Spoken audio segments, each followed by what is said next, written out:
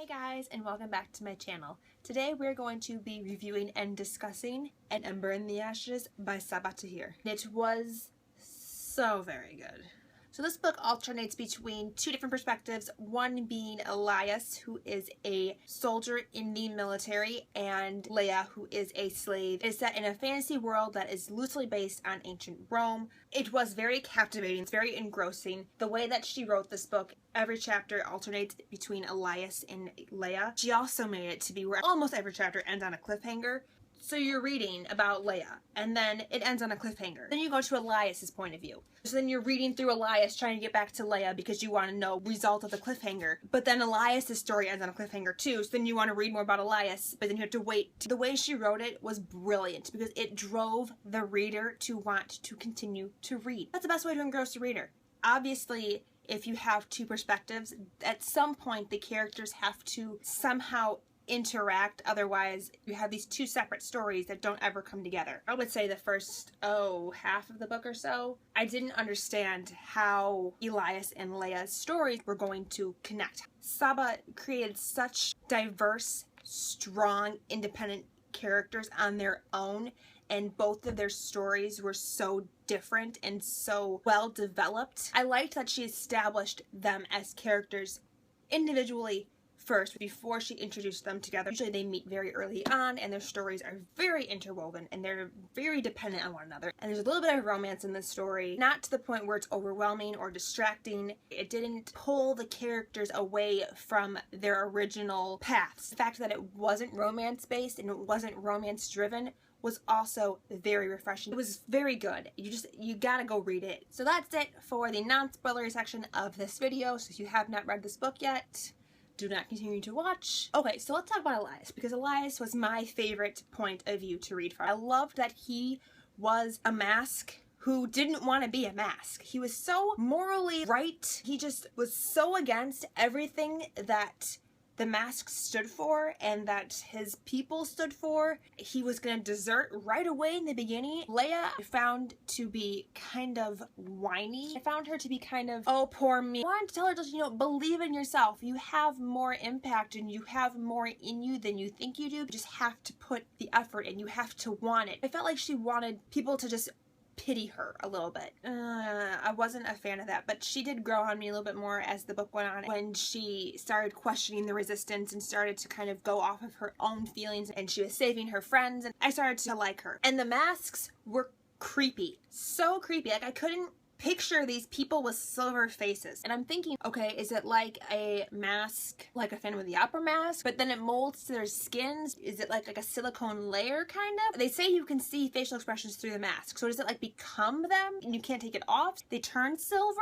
I couldn't picture Helene with like a mask on her face. The whole scene where her and Elias are almost kissing, the only thing that I could think of in my head was they have on those masks. Can you kiss through a mask? These are my thoughts. Oh, and then Blackcliff's whole training program in general. Sure, let's just kidnap a 6-year-old. You've been chosen, come with us, and not give them any explanation. Take them to this place, basically throw them in a cow pen together and say whoever survives, you're gonna be a part of our program, and then take the survivors, put them through 5 years of hell, and then drop them off in the desert when they're 11 years old. The next 4 years, you have to live out here by yourself. And if you survive, cool, then you get to become a skull. If you don't, then, well, that sucks, you're dead. I didn't value life at all. Oh, you're gonna die? Meh, whatever. I mean, we can find more of you. If you're chosen to be part of this program, hand-selected by these augurs, you would think that they might care a little bit more if you survive or not. No.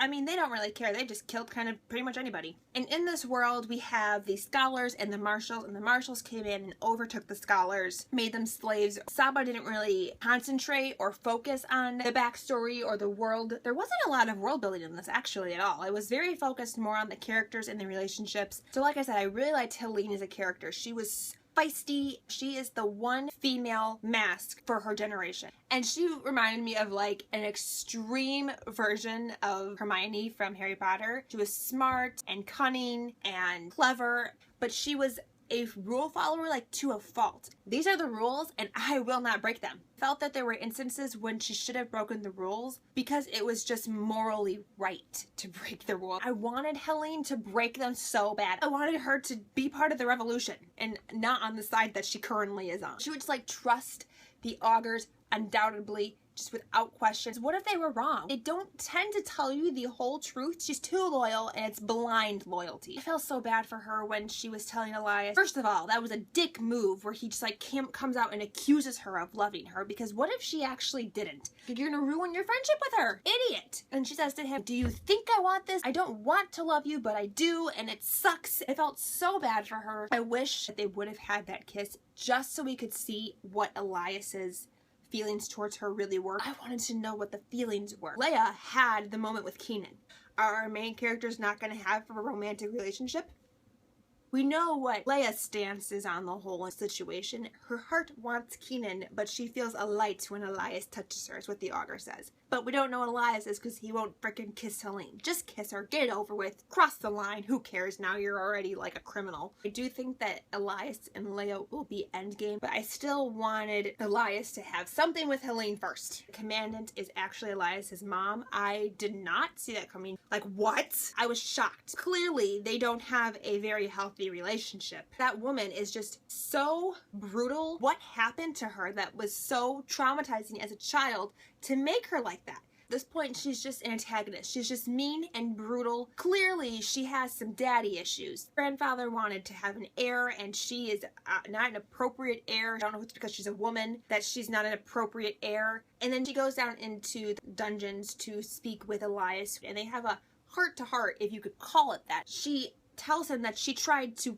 poison him while she was pregnant with him, and he was too stubborn and wouldn't, die. And then I had you, and I was just too concerned about myself to even worry about you, but I felt drawn to protect you for some odd, strange reason. Oh, I don't know, maybe because you're his mother. We found out that she actually didn't leave him in the desert to starve and die. She did drop him off with the tribal caravan, only to then regret it and goes, oh, no way, I'd like to go back and kill you, but then she can't find them. Her one little inkling of motherly love towards him, she immediately regrets. What happened to her mom? Because grandfather's not, maybe something happened to her mom. I wonder if that has something to do with it. But I do like grandfather. Even though he's kind of brutal, I think he knows some secret about his daughter.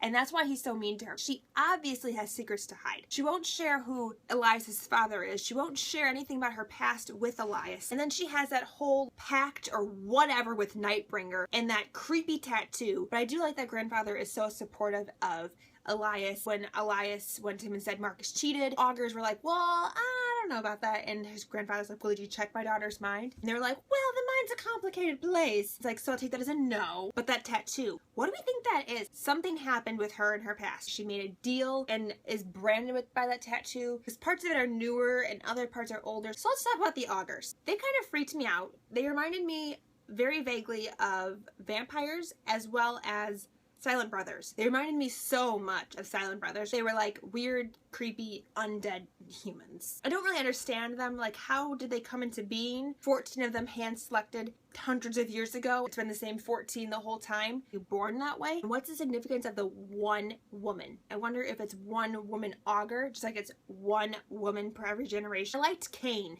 as an augur. Almost trustworthy, like I kind of want to think he's on our side, but I don't really know. And I thought he was kind of sassy. Well, they're called the trials. They're not supposed to be easy, Elias. That third trial was effing insane. And they'd have to kill their comrades in order to end the trial, but they didn't tell the aspirants. And then they get out there and they're all just murdering their friends. Everyone except for Elias doesn't think twice about it. They'll just do it. How does murdering your friends prove that you have strength? And also, how could you be loyal if you're murdering and backstabbing your friends? What's with Helene's like the power to heal that she had? Was she born that way, or did that come after she was healed by the augurs? But the augurs don't really seem like the type that would sing you to health. But I was so glad that she healed Leia. For a while there, I thought she was gonna let that poor girl die. Thank God you actually have a soul. She does say to Elias, why do you think I'm this heartless, soulless person? Elias, like, because you act like it. I see you as only a mask, which was kind of harsh. Ooh, and then we hear very, very briefly about this mythology of Ifrits, jinns and wraiths. The king of the jinns, who is Nightbringer, how they're like locked in a forest or something. The scholars have always debunked this as just being storytelling. And I was so mad that Marcus became the emperor. That was totally cheating. He didn't even kill Leia. So why did he win that trial? How was that winning? And I felt personally that Elias was more loyal than anybody else. Marcus was being loyal to the Empire. How is killing a slave for no reason being loyal to the Empire? You can find Darren. So the point of the whole novel isn't even like solved. The initial problem isn't even resolved. We never find Darren. Marcus is now the Emperor. We don't kill any of the antagonists. Marcus is still alive. The Nightbringer is still alive. The Commandant's still alive. Mazen's still alive. We don't kill any of the bad guys. They find out that Darren's in Koff, which is basically like Azkaban. Almost wanted Helene to go with, but she doesn't go. She says, the minute you leave this room, Elias, we are now mortal enemies. Wonder if she'll actually kill him if she's given the opportunity. She better not. Bad friend. Also, what happened to Leia's parents? Are they really dead? I feel like her mom might not be. And then there's Cook. And Cook clearly knew her parents. Why whenever she tries to speak of the resistance, she gets this creepy, weird, stuttering convulsion thing happen. Is she possessed by something? Like something's using her to spy on the servants in the commandant's house. How would a resistance member end up a slave? Like if she was captured, wouldn't she have been killed? I don't trust Mazen. He's up to no good. He's the one that killed the emperor, and the commandant wanted the emperor dead, so I feel like there's something going on there. Leia goes to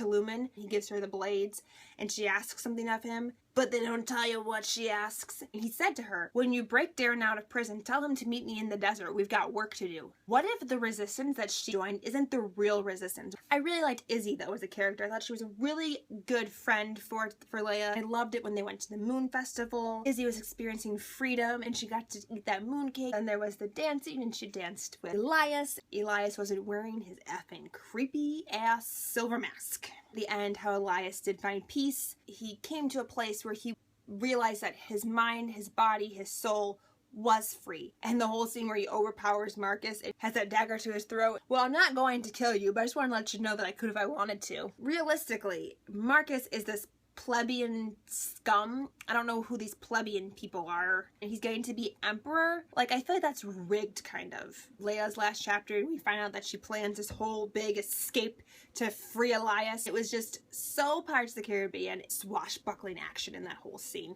I was very impressed that Cook, Izzy, and Leia were able to accomplish all of that in one night. However, nobody dies. None of the main antagonists die. Actually, the only person who does die in this book is Zach.